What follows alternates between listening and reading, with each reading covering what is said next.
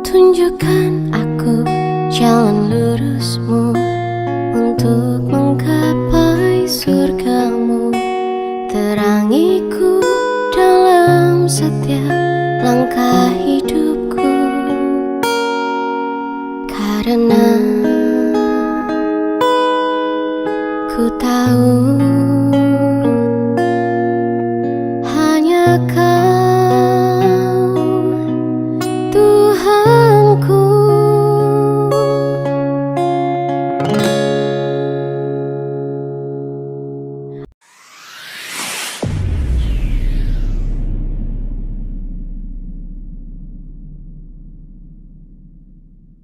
Selamat pagi.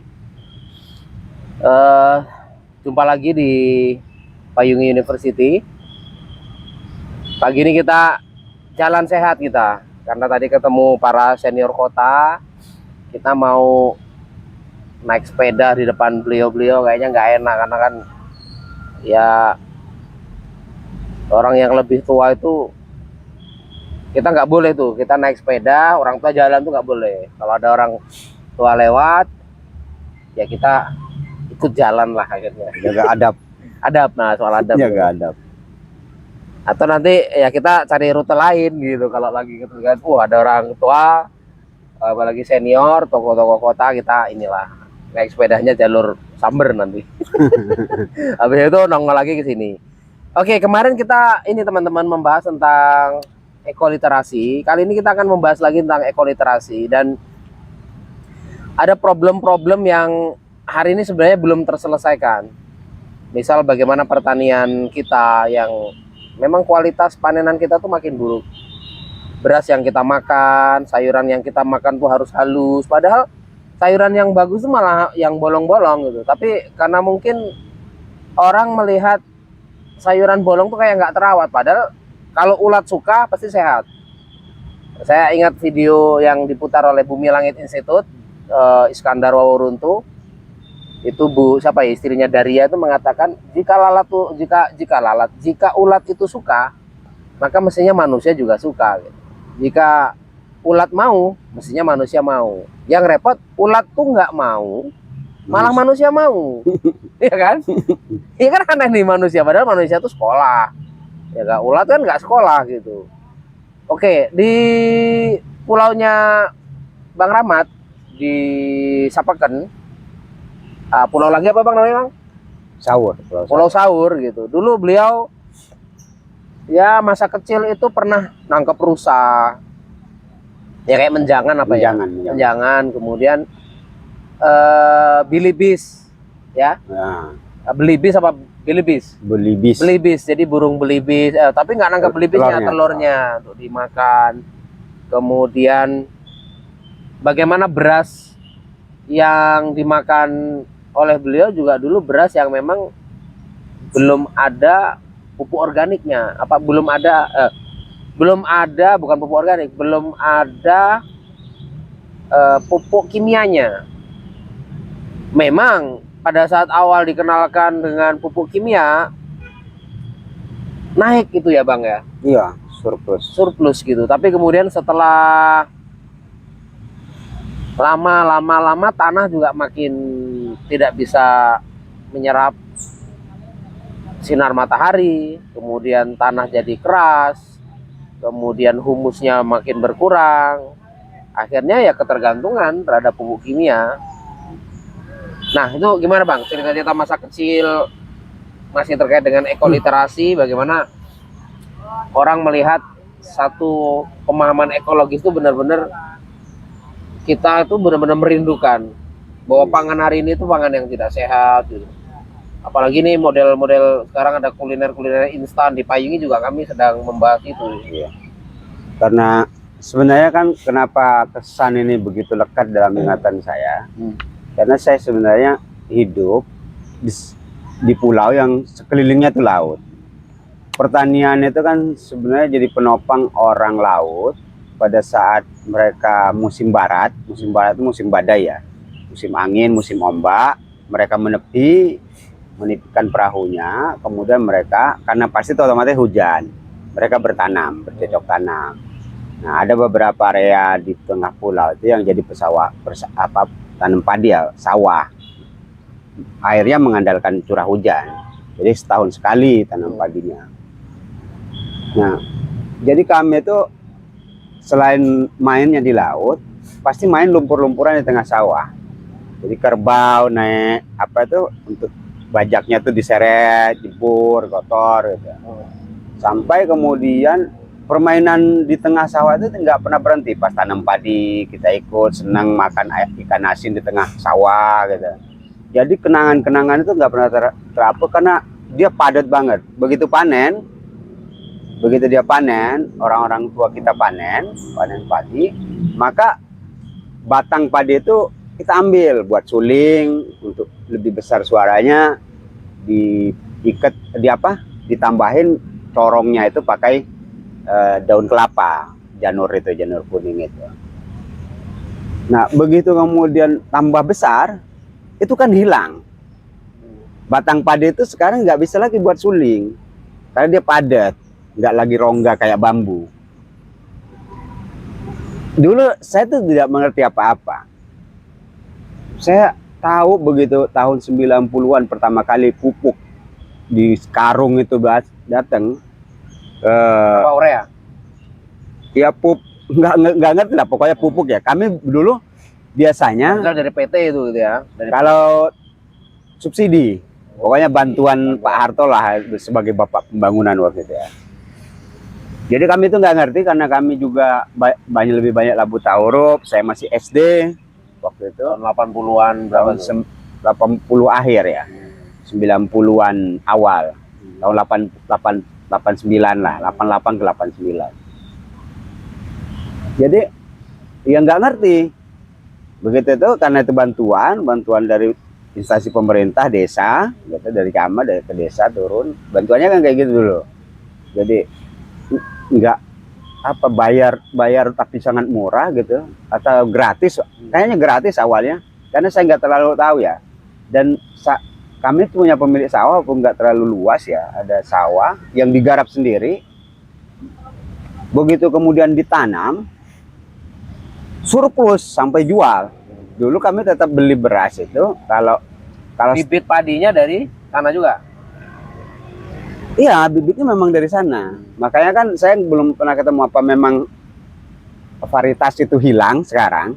Tapi di Kampung Abang dulu ada varietas lokal. Padi gogo kayak gitu, bukan? Bukan.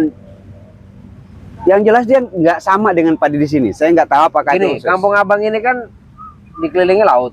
laut. Jadi pulau ini kan berarti seperti ada bukit pegunungan gitu. Enggak. Ngalirin air. Enggak? Ada yang bukit. Nah, Pulau Paliat itu bukit. Kalau di pulau saya itu nggak bukit, cuma masih agak tinggi datarannya. Kalau Sepekan itu mungkin ada agak cekung dia. Nah, kalau tempat saya itu masih hijau. Kan kalau Sepekan ini padat banget kan. Air laut, udah laut, panas kan. Berarti kalau kita pertanian kan nggak mungkin pakai air payau itu. Harus pakai air. Nggak mungkin, air hujan. Oh, air hujan ya. Air Ada hujan. hujan. Jadi kalau di sana murni ngandalin air hujan. Nanti kan ada kayak, jadi air payau itu kan, jadi air payau masuk ke laut, dia ada garam, ada sawah garam gitu lah ya. Oh, dia produksi garam juga. Ada juga, sekarang nggak ada lagi. Petani garam dulu ada. Ada petani garam juga. Garam sana itu bagus, putih. Jadi sebenarnya pulau itu cukup. Nah, begitu kemudian datang pupuk, hasil padi bagus gitu. Nggak lama dari itu, sekitar 3 tahun, 4 tahun ya. Pupuk jadi beban. Ketergantungan. Ketergantungan. Karena jadi bukan awalnya kan mungkin subsidi. Ya. Awalnya subsidi, kedua beli. Nah, begitu kemudian mereka yang tidak bisa mengolah hasilnya mungkin, atau memang udah pas habis dimakan, mereka akhirnya mau beli pupuk susah, mahal gitu. Dan itu terjadi sampai sekarang. Ini Pupuk orang ini nanam padi untuk dijual apa untuk dimakan? dulu untuk dimakan aja. Sekarang dijual. Sekarang dijual kan.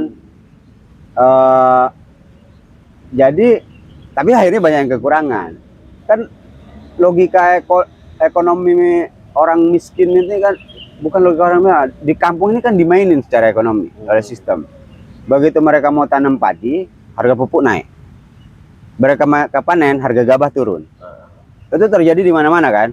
Nah itu juga terjadi di kampung saya. Nah dulu mereka tidak punya beban, bibit punya sendiri, yang mereka panen setahun sekali, mereka bisa makan di situ, bisa mereka simpan.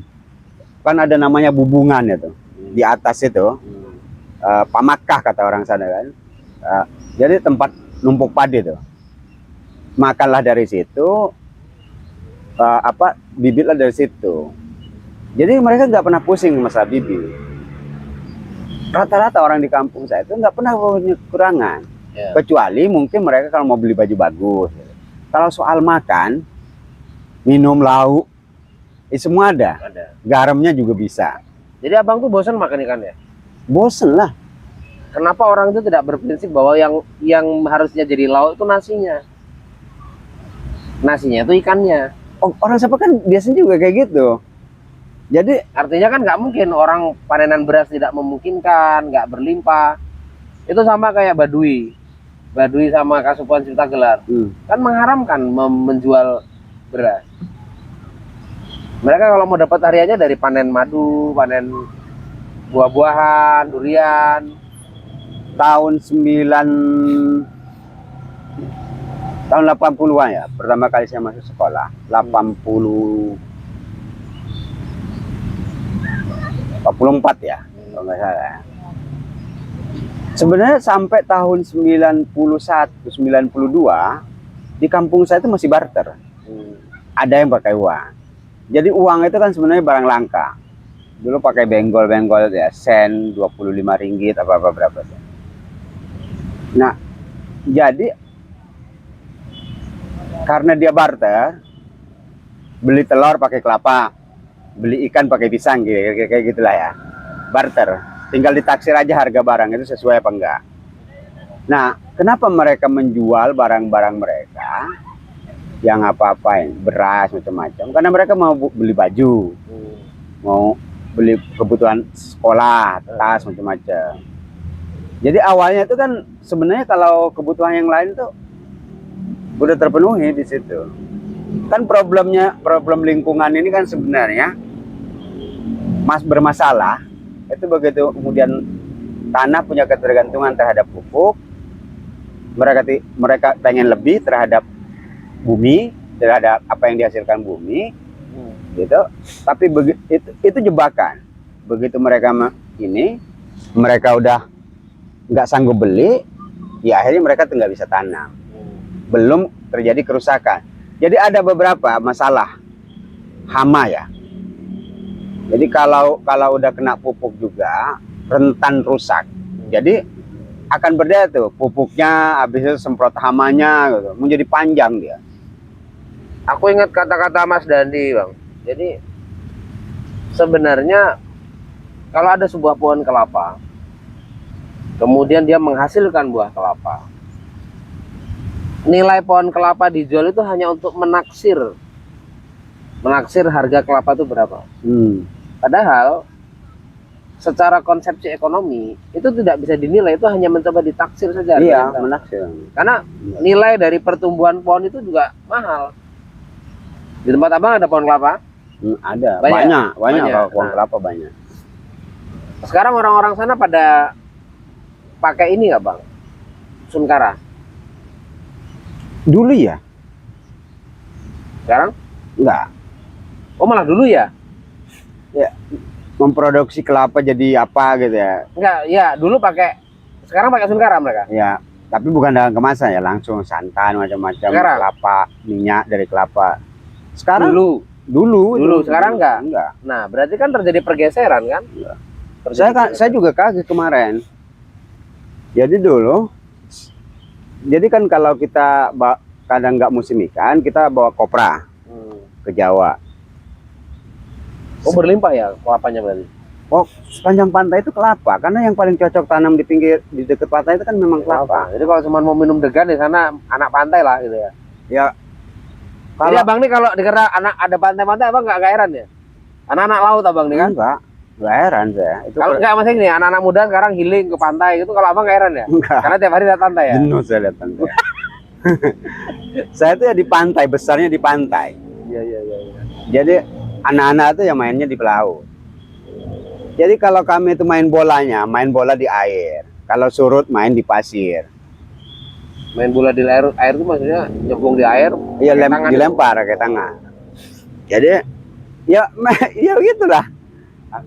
Tuh naik dari laut langsung ngambil kelapa.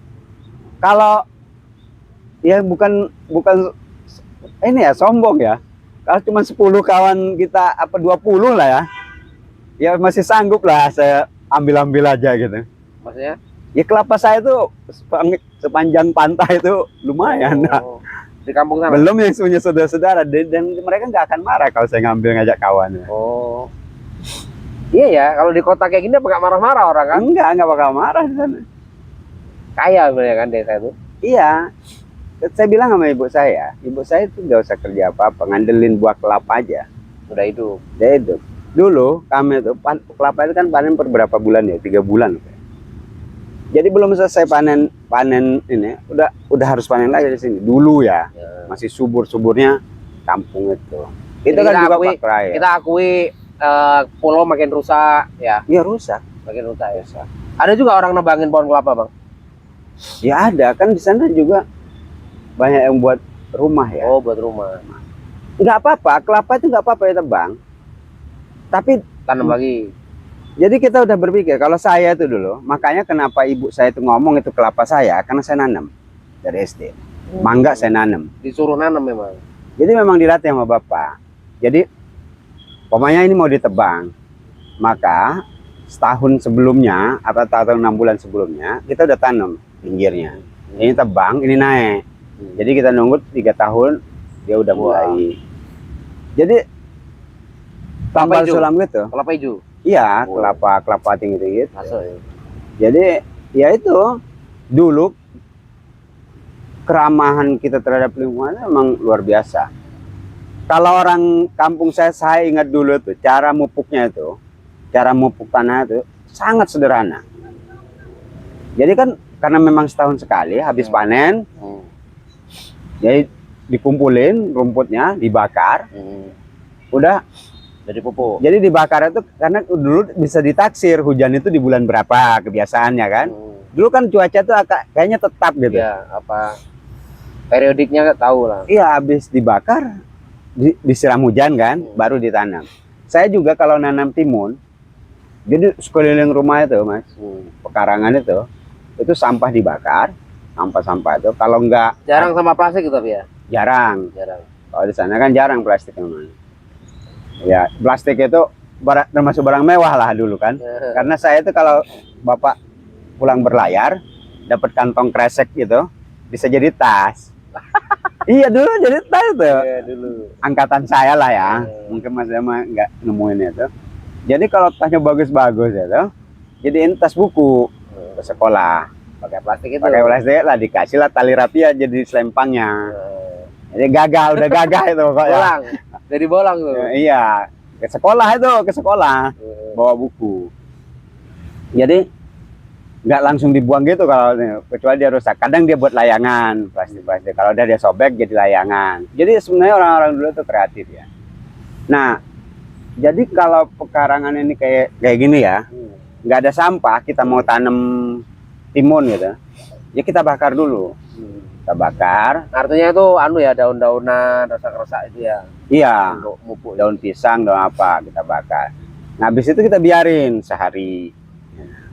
Baru besoknya kita sebenarnya kan nanam timun itu taruh jadi. Pulau Abang tuh sama kota ini gede mana? Gede kota ini ya? Kota inilah. Berapa sih luasnya pulau itu? Kalau Sapeken ini mungkin dari kecil banget lah ya. Sapeken itu mungkin dari Metro Timur. Dari simpang kampus ke UM lah.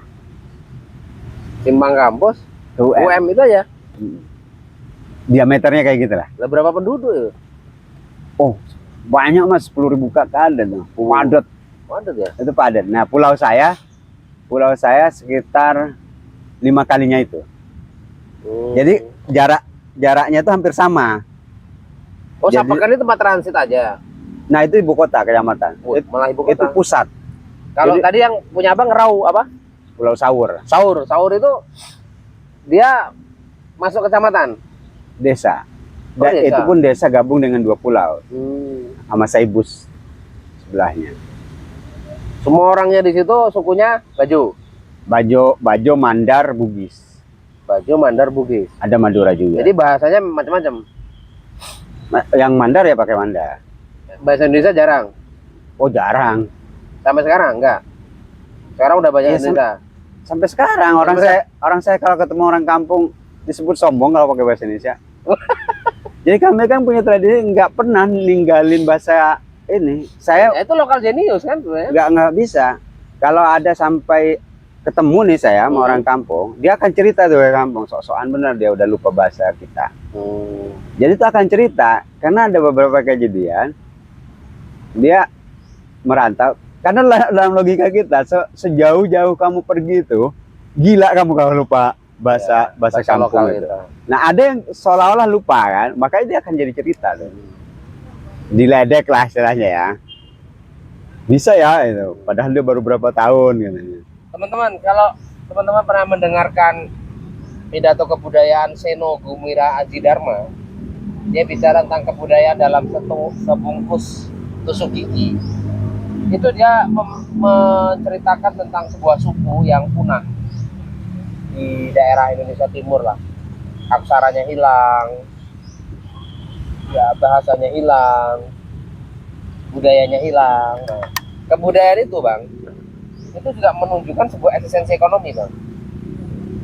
Bayangin kalau bahasa lokal Abang itu hilang di sana. Aksara punya nggak? Enggak. Nggak punya ya. Tarian, Kita ikut aksara Bugis ya. tradisi musik, Ada tradisi musik, pakaian lokal. pakaian lokal ada. Nah, kayak gitu-gitu sebenarnya sebuah eksistensi ya. Kalau itu hilang, ya hilang juga tuh peradaban. Peradaban hilang, ekonominya hilang otomatis. Iya.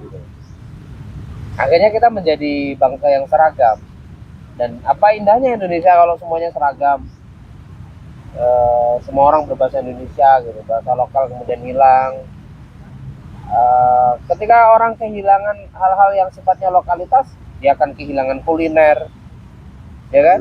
Dia akan kehilangan musiknya, tariannya, pakaian adatnya, arsitektur bangunannya kayak mana tuh sana?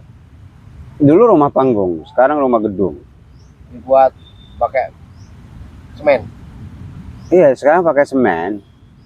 Saya itu juga bingung transisi itu mulai kapan. Dulu di kampung saya ada kearifan. Kalau kakek saya itu kan punya pesan, tapi kan akhirnya luntur tuh. Dianggap kuno. Kakek dari kakek ya. Nah, kakek dari kakek. Kata dia, kita ini hidup dan nanti suatu saat akan mati di timbun tanah. Kalau kita ini hari ini hidup, maka sebisa mungkin kita jangan ditimpa tanah. Maksudnya, udahlah, tembok itu kan tanah, genteng itu tanah. Ya udah hindarin itu. Jadi dia tuh ngelarang anak-anaknya menggunakan bahan-bahan dari tanah untuk ngebangun rumah. Itu alasannya?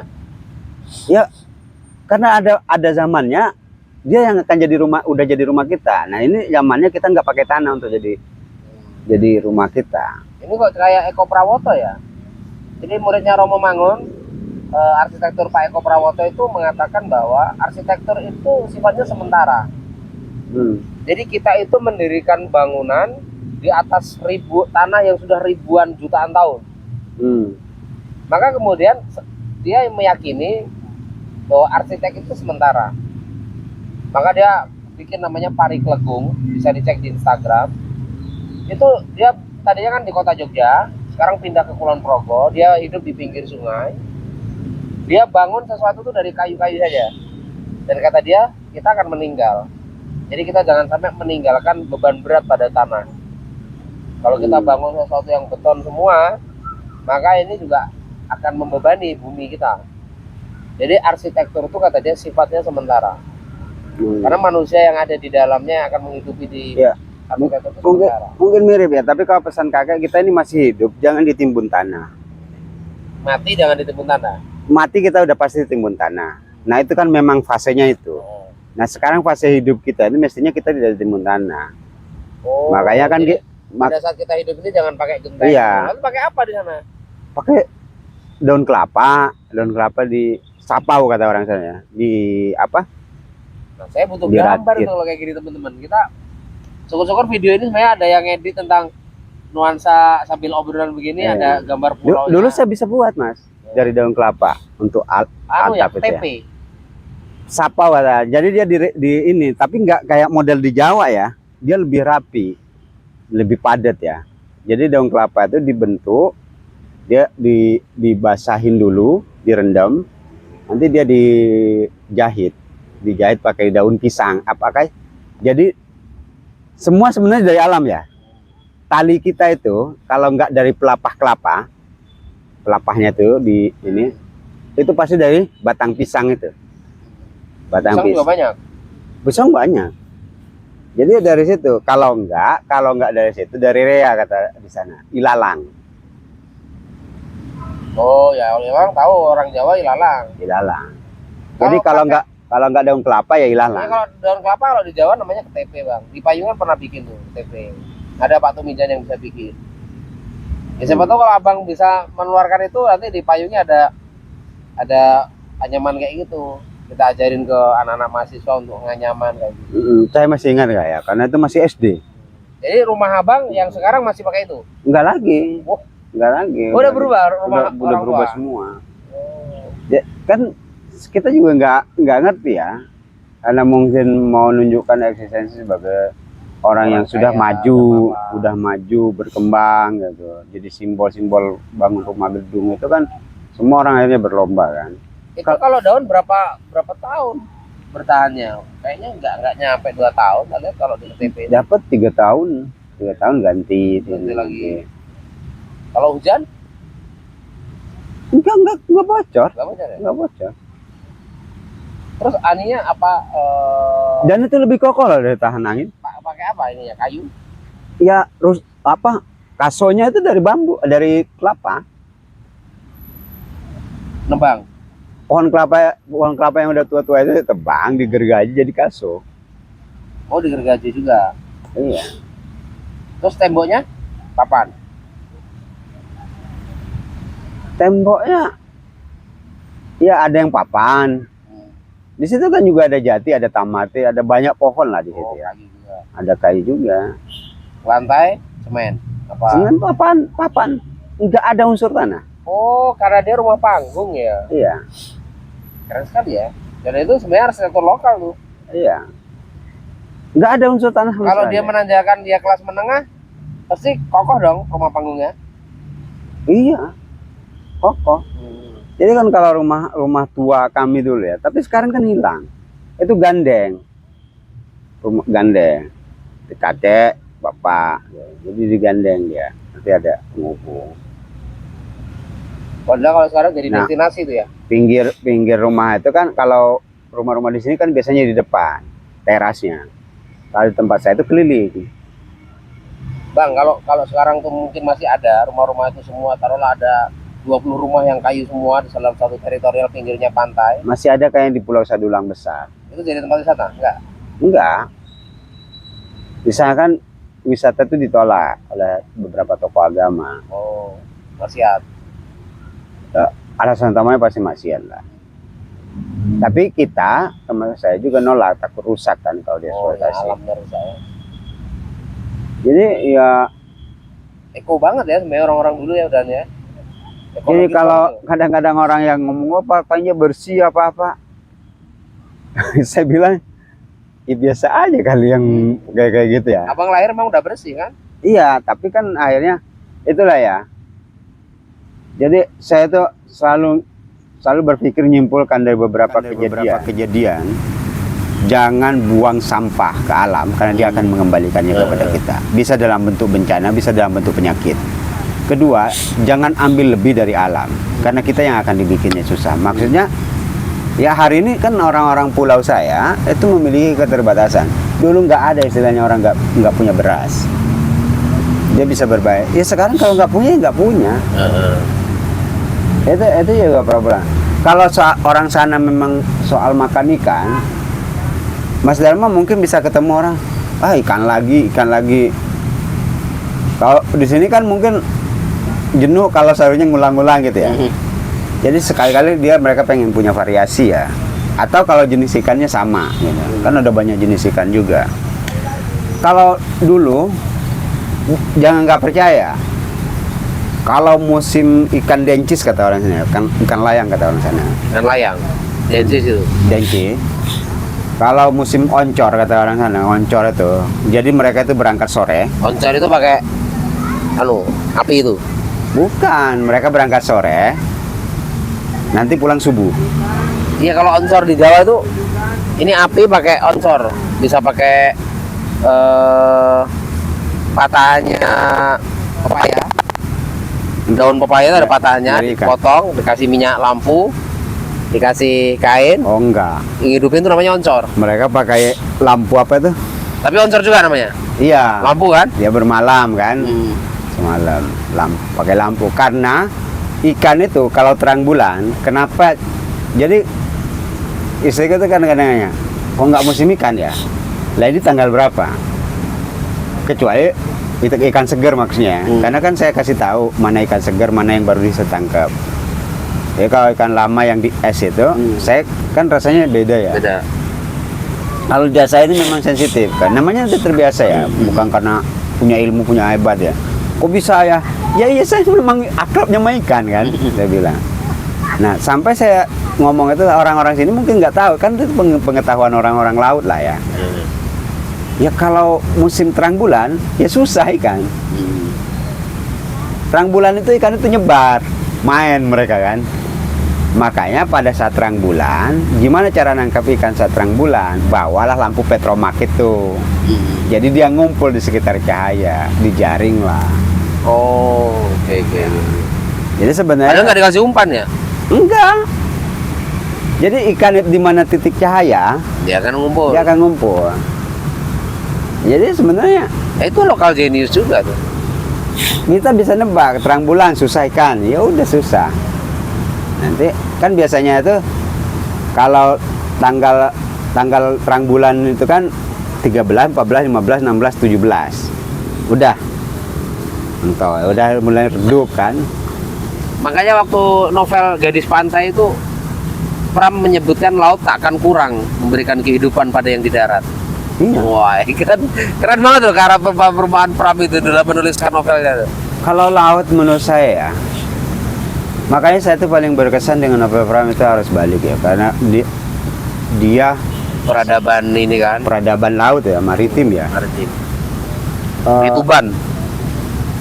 Jadi laut ini menurut saya itu lebih kaya daripada darat. Apa yang paling mahal di darat? Ada di laut. Minyak ada, emas ada. Tapi dalamnya laut siapa yang tahu? Iya. Ya kan? Nah, kalau tingginya gunung bisa dikira. Tingginya gunung bisa dikira. Iya. Dalamnya lautan nggak bisa. tidak bisa dikira. Itu juga bisa jadi filosofi ya. Itu kan ajaran-ajaran spiritualitas dari laut. Makanya saya dulu pernah nulis. Artinya kalau tingginya gunung bisa dikira, saya bilang, kesombongan orang itu bisa ditakar. Kalau orang makin tinggi Bisa ditakar. malah bisa ditakar. Tapi kalau dia ngerendah, dia nggak bisa ditakar. Apalagi yang kita hadapin orang yang diem. Iya, Wah, itu yang lebih- ngomong. Nah, itu lebih kan berbahaya tuh. Itu kan filosofi laut. Iya. Filosofi laut. Filosofi laut. Nah, kita kembali ke itu tadi ya. Kayak tadi sampah yang dikembalikan oleh laut. Alam yang kita rusak akhirnya dengan pupuk, kemudian memberi kita penyakit, memberi kita kekurangan. Kan kita akhirnya menjadi kurang bahan makanan, dulu berlebih. Ini kasus di kampung saya ya. Karena kita kasih dia penyakit, dia kembalikan penyakit itu ke kita. Jadi itu udah menurut saya hukum yang kita buat untuk kita terima. Jadi sebenarnya postmodernisme itu kan mengkritik tentang teknologi, pola hidup modern manusia gitu. Ternyata kita tuh menganggap modern itu tidak menuju masa depan, Bang. Malah menuju kerusakan. Menuju kerusakan. Nah, hal-hal yang masa lalu itu sebenarnya ada saja yang menarik untuk diulas kembali, dibahas kembali kan. Ya, kemodernannya itu kan titik balik peradaban kita. Kalau kita bayangkan kemodernan sebagai piramida, maka kita ada di puncak, tapi menuju turunan. Kalau kata Pak Singgih itu, kita itu sebenarnya industrialisasi itu tidak ke masa depan. Malah sebenarnya kita itu tidak perlu menjadi industri maju, tapi kita tetap mempertahankan lokal jenius itu, maka kita akan menjadi wisdom. Iya. Jadi tidak perlu menjadi negara yang industri, kata beliau. Dia bikin sepeda juga teknologi kan, dari Iya. pakai bambu. Tapi kalau kita mau sabar, kita nggak perlu melewati fase industri maju. Kita nggak perlu niru Jepang, kita nggak perlu niru negara-negara yang dengan teknologi. Malah kita nanti akan ke negara wisdom. Kenapa? Kita akan mengembalikan lagi pola-pola hidup untuk menahan diri tadi, sehingga kita malah panen banyak, panen kelapa tempat abang tadi, Iya. panen rusa, ngintip rusa loh, Bang Habis. Rahmat. Malah habis sekarang kan. Sekarang nggak ada lagi. Beli bis itu nggak ada lagi. Pisang ada habis juga, Masih ada. masih ada. Jambu yang agak habis. Jambu banyak dulu. Oh, jambu itu saya tuh beli seragam sekolah SD. Jadi udah banyak yang hilang ya. Makanya tuh saya bilang ingatan saya terhadap masa lalu itu lekat banget. Indah dan indah ya. Karena saya mengalami ya, ikut berproses di itu. Dan hari ini nggak ada. Begitu saya punya anak, saya mau kenalkan dengan apa yang saya ceritakan kepada mereka, saya balik kampung nggak ada lagi. Yang burung apa? Telur belibis Nggak sudah ada juga? lagi. Nggak ada lagi. Yang bek-bek itu saya bilang yang ayam hutan itu nggak ada. Ayam hutan lagi. nyari hutan, Udah nyari terkukur udah berkurang. Mungkin saya tinggal di sana sebulan bisa cuma sekali saya dengar gitu. Dulu pagi sore ya pasti hinggap di depan rumah. Atau memang di bukit-bukit itu udah nggak ada pohon juga, Bang? Makin gersang. Iya, semakin ranggas. Nah, yang paling kerasa itu dulu saya ini nggak pernah dibiasakan megang duit. Ya kalau mau aja jualan. Kalau mau aja saya dikasih permen sama ibu, bawa ke sekolah, saya jual ke kawan-kawan saya. Nah, sisanya saya makanlah permen itu. Kalau saya untung Malah dapat duit. Dapat duit. Nah, mau beli seragam gitu ya. Kan memang banyak kebun itu isinya jambu apa gitu. Jadi orang-orang kota yang kita dari Sapekan dari Jawa itu ya suka banget dengan jambu. Kalau kami kan bosan dengan banyak di situ kedondong. Jadi kalau panen itu bisa berkarung-karung. Nah, datanglah itu. Kalau di sana orang ngomongnya pabulico ya, pembeli keliling. Datang ngambil kan, beli. Nah, begitu terus. Setiap musim ini selalu ada yang dijual. Musim jangkrik, saya nangkep jangkrik. Bahkan juga saya tuh ingatlah saya pernah punya dosa lama orang-orang belit ya. Namanya orang-orang kota itu kan kadang-kadang nggak tahu jangkrik laki jangkrik perempuan kan. Karena biar banyak campur kan, mereka kan ya mereka pintar sebagai orang kota kan, tapi soal alam mereka goblok gitu. Jadi kita tipu-tipu aja kan sama kawan-kawan kan. Jadi apa kandang jangkrik kan dari bambu, bisa ditarik kan, bertingkat itu kan. Kita buat sendiri tuh, kita jual. Cuma kita campur. Dan mereka iya aja kan nggak bunyi kalau jangkrik perempuan kan. Nah, itu menghasilkan. Di musim ini ada nener. Apa itu? Nener itu benih udang kecil-kecil loh. Benur. Nener. Nener. Bisa di nener itu bahasa Indonesia juga. Lobster ada nggak lobster? Ada, lobster semua ada di sana. Nener. Jadi nener itu kalau musim, jadi kita itu pakai apa lingkarannya tuh untuk jeratnya lah ya, itu pakai daun pisang yang kita udah bentuk ya. Apa namanya ya? Oh ada pakai serokan. Nah, dapat ada diri itu dijual. Harganya bisa berapa ya? Bisa Rp50 per satu bijinya. Nah, itu menghasilkan semua. Yang semua saya ceritakan itu hari ini hilang. Nggak ada lagi anak-anak yang tahu cerita itu. Oke, Bang, terakhir gini, Bang. Apa pentingnya ekoliterasi ini bagi anak-anak hari ini ya? apa pentingnya lah pendidikan ekoliterasi? Kan ini kan pengalaman-pengalaman masa lalu yang hari ini anak-anak itu cuma dapat cerita aja. Apa yang bisa kita perjuangkan dan bagaimana pentingnya pendidikan ekoliterasi bagi generasi hari ini? Pertama, anak-anak ini harus sadar bahwa apa yang mereka terima hari ini ada akibat yang dilakukan oleh orang tua mereka. Oleh karena itu kalau mereka punya pengen anaknya punya masa depan, mereka tidak boleh meneruskan ini. Kedua, penting juga menurut saya, karena kadang-kadang akibatnya tidak serta-merta. Bahwa alam yang kita rusak hari ini, kadang-kadang yang menerima adalah generasi selanjutnya. Ada juga yang spontan hari ini kita terima.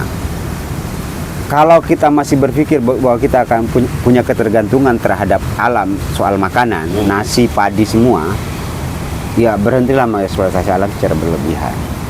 Berhentilah membuang sampah secara sembarangan gitu. Karena itu pasti beresiko. Saya meyakini benar ya, ini keyakinan saya dari apa yang dialami oleh orang kampung saya, bahwa saat kita kasih penyakit ke alam berupa pupuk itu, alam akan kasih penyakit ke kita. Ya akhirnya kita makan yang kita beri ke alam kan. Kedua, kalau kita rusak kayak buang sampah di laut itu ya kan dibalikin tuh. Nah semua akan kita terima. Nah penting menurut saya kesadaran itu dibangun dari sekarang untuk membiasakan jangan lagi membuang, kita lagi jalan buang sembarangan, makan permen buang sembarangan sampahnya. Kasihan karena itu memang nggak ketemu sama tanah, nggak bisa cepet hancur. Jahat betul ya yang bisa menciptakan plastik ini ya. Iya. Kalau kayak gitu wali kota nutup toko-toko plastik itu apa nggak lebih solutif itu? Enggak dulu itu Nggak bisa kita ini ya aneh Nggak ya. bisa. Enggak, saya tuh heran juga. Dulu ada beberapa kebijakan yang heboh tren ya. Anu Enggak, ya. Indomaret, Alfamart itu. Kan nggak mau mereka ngasih kardus plastik. Ya. Nah sekarang biasa lagi Biasa gitu. lagi, ya. Anget-angetan ya. Ya payungi juga saya sedang perjuangkan untuk orang nggak pakai plastik. Ribet lah, plastik aja gitu. Padahal kan saya sudah nyediain kantong kain gitu. Ya meskipun harganya agak lebih lumayan sih, 5.000, 7.000 ya. Tapi kan dia bisa bawa lagi kalau mau ke payungi lagi. Saya kadang beli rokok di Alfamart ya. Dibungkusin plastik kan. Setolak lah. Padahal ya rokok itu udah ada plastiknya juga. Iya kan? Bungkus dirinya. Iya, maksud saya kan ngapa sih kasih plastik lagi gitu ya? Cuman 1 biji kan? Lah rokok yang ekologis yang pakai kertas kan ada Bang Cisamsu tuh. Kertas itu nggak ada plastiknya kayaknya. Iya. Rokok-rokok jambu bol zaman dulu masih ingat nggak? Nggak ada plastik gitu. Rokok yang benar kretek sebenarnya. Kretek. Rata-rata kretek nggak pakai plastik. Rokok ekologis itu kretek tuh. Iya kretek. Itu kelas berat. Iya. Oke teman-teman, cukup di sini tentang pengalaman lokal Bang Rahmat ya di kampungnya di pulau, dan ya ini jadi refleksi bagaimana alam itu tidak kurang memberikan kita banyak hal, menumbuhkan buah-buahan, menumbuhkan tanaman pangan dan sebagainya. Tapi balasannya kita selalu mengotori tanah itu sendiri yang jadi tempat tumbuh dari apa yang kita makan. Terima kasih banyak, sampai jumpa lagi.